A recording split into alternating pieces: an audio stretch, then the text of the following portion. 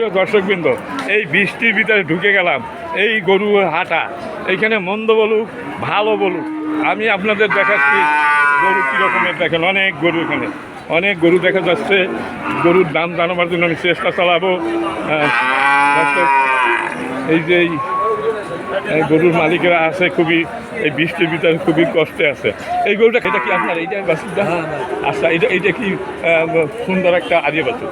এটা কত নিবা? একটু কাছে যান,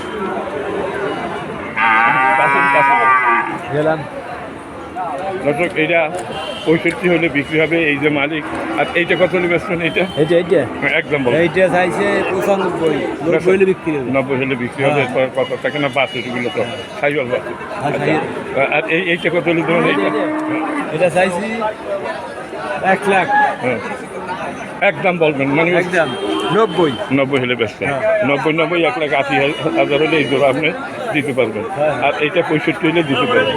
আর ওইগুলো কার? ওইগুলো আপনাদের? এইটা কত হলে বেচবেন? চাইছি 1 লাখ 15। কত হলে দেবেন খাতে? ওটা 1 লাখ 10 হলে বিক্রি হবে। লাখের নিচে আর দেবেন না। 1 লাখ হলে আপনি দেবেন, তাই বলবেন। 1 লাখ ঠিকই আছে। এই 1 লাখ আর এইটা কত? 1 লাখ 10,000। আর এইটা কত হলে বেচবেন? 1 লাখ 10,000। আর ওইটা যদি রেট 85, একদম 85, দর্শক একদম 85। ঠিক আছে। উনি কি দাম ঠিক বলছে?